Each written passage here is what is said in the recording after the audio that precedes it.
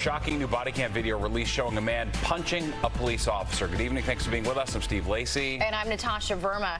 Police say that they were helping the man who threw the punch get into an ambulance. That's when he hit that officer. Let's get right out to Fox 5's Richard Giacobbe live in Yonkers with the very latest. Richard. Natasha, Steve, it's been a week since 39-year-old Johnny McRae allegedly punched that Yonkers police officer in the face, breaking his nose. And then tonight, McRae, who is a career criminal with more than 24 convictions, is still walking these streets of Yonkers a free man. And that's what's upsetting some local leaders who are putting the blame on a judge for releasing McRae without bail. You'll feel a little better once you're sitting down, man. A lot better once you sit. In the body cam video released by Yonkers police, you could see a man standing in the doorway of an ambulance talking with police officers.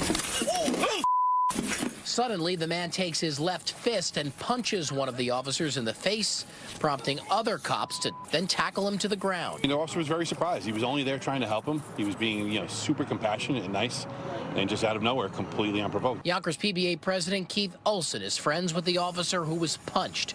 He says other than a broken nose, he's healing.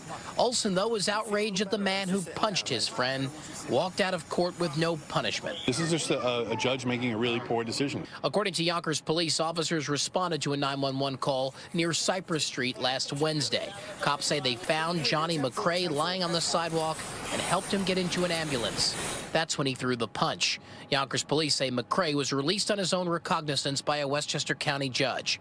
Cops claim McRae was released because he apologized in court and had an upcoming job interview. Are we going to coddle the criminals and say it's okay and pat you on the head and send you on your way?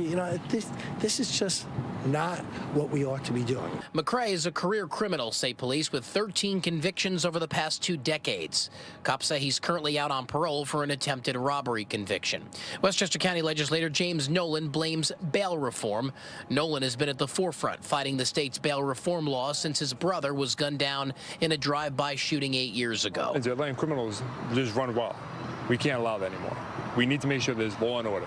We reached out to the Office of Court Administrations, which oversees New York courts, but haven't heard back. McRae's next court date is not for another 2 weeks. Mr. McRae is now free to roam his neighborhood and do what he's been doing for the last 20-something years, which is committing violent crime.